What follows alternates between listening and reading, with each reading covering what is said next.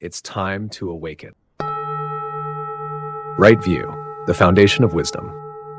Have you ever stood at a crossroads, a fading relationship, a career ending, or a quiet evening when the mind whispers, "What now?" That's the fog of wrong view, when we see through confusion instead of clarity. But what if one clear way of seeing could light the whole path to peace? Welcome to Series 3, the Noble Eightfold Path, the continuation of our path to freedom. In Series 1, we explored how craving traps us. In Series 2, we faced the 5 hindrances that cloud the heart. Now we begin the Buddha's roadmap to liberation. Not a ladder to climb, but a gentle wheel turning toward balance. And its first spoke, right view, is the foundation of all wisdom. Part 1, Seeing Clearly. Before we can walk the path, we must first learn to see it. Right view begins not with belief, but with understanding, a clear-eyed recognition of how things truly are.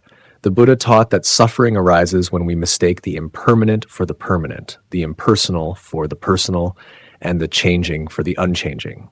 We cling to youth as if it will last, to possessions as if they define us, to control as if the world should obey our plans. And when life inevitably shifts, we feel betrayed, not by fate, but by our own misunderstanding. Right view is the antidote to this confusion. It asks us to see that everything, our thoughts, our relationships, our very breath, is in motion, that joy and sorrow, gain and loss are part of a single dance of causes and conditions. Seeing this isn't cold detachment, it's warmth without illusion. It's the gentle wisdom that says, this too will pass, and that's okay. Long ago, the Buddha told a story about a king who gathered a group of blind men who had never seen an elephant. He let each of them touch a different part of the animal. One felt the trunk, another the leg, another the tail. Then he asked, "What is an elephant like?" The man who touched the trunk said, "It's like a snake." The one who held the leg said, "No, it's a pillar." The one who grasped the tail said, "You're both wrong. It's a rope." And soon they began to argue, loudly, stubbornly, each certain that his piece was the whole. The Buddha smiled and said, "So it is with human understanding. Each clings to a fragment of truth and declares, only this is right, but the wise see the whole." That is right view, the seeing that includes, not excludes. It understands that no single opinion, no fleeting emotion, no momentary event defines the whole truth. When we see fully, argument softens into curiosity and judgment turns into compassion. In everyday life, this kind of seeing changes everything. When someone cuts you off in traffic, instead of reacting in anger, you notice, this moment will pass. When health falters or plans fall apart, you remember this too is part of the path. Right view doesn't erase pain. It transforms how we hold it. The Buddha compared it to dawn breaking after a long night. At first, there's only faint light, shapes emerging from darkness. But as clarity grows, you begin to see the path beneath your feet, and confidence replaces fear. Part 2, the Four Noble Truths, the heart of right view. At its core, right view rests on the Four Noble Truths, the Buddha's diagnosis of suffering and its cure, revealed under the Bodhi tree over 20,500 years ago. These aren't gloomy doctrines, they're a map, clear and compassionate, showing us what's real and how to respond. First, the truth of suffering. Not just pain, but the subtle ache of life's unsatisfactoriness, the joy that fades, the body that ages, the plans that unravel. We see it in a promotion that brings more stress than joy, or a friendship that shifts with time. Right view doesn't deny this, it embraces it, saying, this is the human condition, not to fight, but to understand.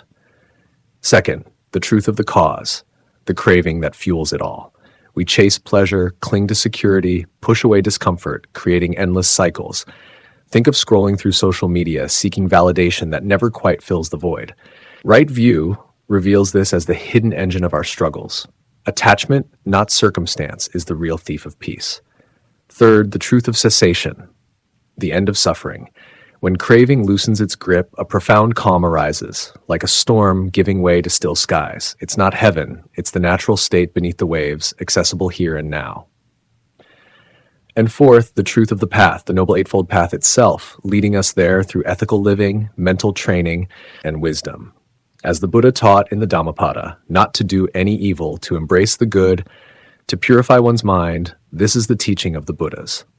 Right view isn't blind faith. It's seeing these truths in your own life, testing them like a scientist with the heart of a seeker. This understanding transforms how we navigate the world. A heated argument? See the craving for being right as the cause and choose the path of kind speech instead. It's not suppression, it's liberation. Part 3. Impermanence, No Self, and the Web of Causes. Right view deepens when we see two great realities, impermanence and no self. Everything changes, moment to moment. That promotion you chased, it shifts. The loved one you hold dear, they evolve, as do you. Clinging to permanence breeds suffering. Seeing the flow brings ease.